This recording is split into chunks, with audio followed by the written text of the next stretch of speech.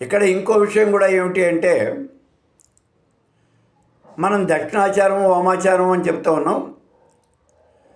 వామాచారాన్ని అనుసరించేటప్పుడు కొన్ని జాగ్రత్తలు అనేవి వాళ్ళు తప్పనిసరిగా తీసుకోవాలి. ఆ జాగ్రత్తలు కనుక తీసుకోకపోతే అప్పుడే వాళ్ళకి ప్రమాదం అనేది వాటిల్లుతుంది.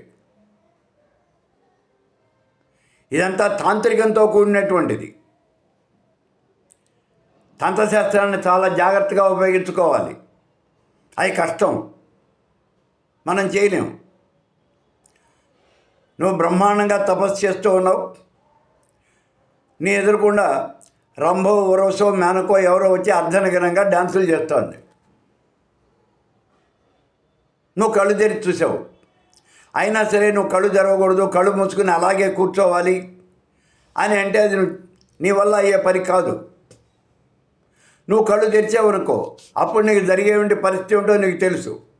తపోభంగం అయిపోయింది, ఆ పైనుంచి ఆకాశం నుండి సింహుని శరము అందుండి పాతాళం ముంజేరే అటువంటి గతి పడుతుంది. నీచాతి నీచమైనటువంటి జన్మలు ఎత్తవలసి వస్తుంది. ఈ కారణం చేతనే ఈ వామాచారము అనేది అంతగా ప్రసిద్ధి చెందల. కాబట్టి ఎవరైనా వామాచారం జోలికి వెళ్ళాలి అని కనుక అనుకున్నట్లయితే 1కి 10 సార్లు ఆలోచించండి. ఉత్తముడైనటువంటి ఏ గురువునో సంప్రదించండి. ముందు ఆయన యొక్క సలహా తీసుకోండి, మీ యొక్క బుద్ధి ఉపయోగించండి. అప్పుడు మాత్రమే ఏదైనా ఒక నిర్ణయాన్ని తీసుకోండి. సాధ్యమైనంత వరకు వామాచారం జోలికి వెళ్ళవద్దు. ఇది నేను ఖచ్చితంగా చెప్పే విషయం. అలా కనుక పెడితే మీకు చాలా ముప్పు వాటిల్లుతుంది,